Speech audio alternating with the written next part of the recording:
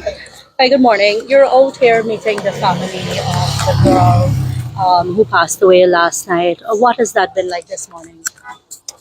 It's a very, very tragic situation. Meeting the mother and siblings of the deceased. This has come after a week of tragedies at Breeden Hope and so on. This was just a family going for a Sunday afternoon meal and not expecting the outcome that they experienced yesterday. Today, we have seen that the police have issued images of a suspected terrorist, and it leaves us troubled, regardless of whether that, that individual was involved or not. But one must think about how do we, even as we extend a humanitarian hand, we understand the crisis that's in Venezuela. But at this moment, where there are geopolitical implications, American military involvement in neighboring Trinidad and threats against both Guyana and Trinidad, one is left. I'm certain that the level of screening that we ought to have of these Venezuelan migrants is less than desired. And this is coming after explosions at GPL substation and the Rheinfeld police station.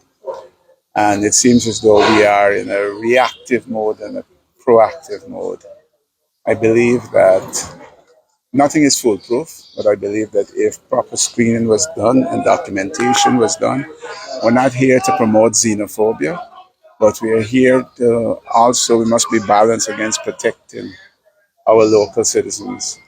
And so, if the two previous bombings have done nothing to push the government towards screening of all migrants in this country, I think this incident, this tragic loss, today we're dealing with a family that is suffering, a mother that's in pain, a brother that's in pain, sisters that are in pain, grandmothers in pain.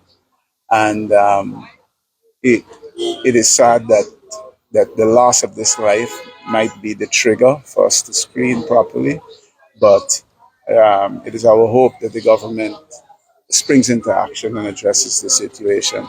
On behalf of the APNU parliamentary team and the APNU at large, we want to extend our condolences to this family that is suffering terribly here today. I'll now pass you to Attorney Ronald Daniels, who had even closer contact with the family than I have had. Ronald. You can just pin this on here. Thank you. Hi, good morning, guys. So, even as I speak to you, my heart is really heavy. Words cannot express my personal anguish at this most unfortunate incident and this tragic loss.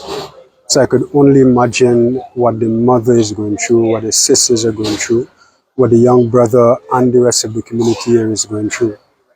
I personally normally use that gas station there.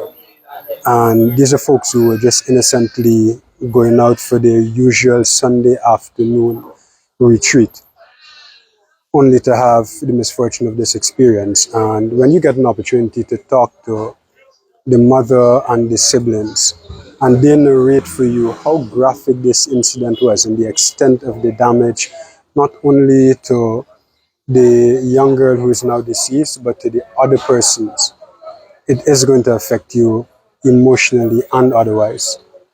We are in a state where there is widespread insecurity in our country in terms of the Venezuelan population. As Mr. Campbell has indicated, we have no difficulties extending that humanitarian accommodation, but proper documenting has to be done. We have to regularize that immigration situation, especially from a national security perspective. And one of the things I'm minded to observe as well We have that quite unfortunate situation where virtually every day you're seeing in the newspapers, you're seeing on social media, some young child is missing. And we haven't gotten any concerted response from the government to that situation. We hope that this situation here, which is potentially equally grave or perhaps even graver, does not go without a concrete response, does not go without a comprehensive plan to remedy this. We have not seen a lot come out of the investigations from the two prior explosions. Do you think what is the party's expectation? This with the type of investigation that should be done, ensure that one the suspect and whoever is may be collaborating with are caught and Sorry. prosecuted.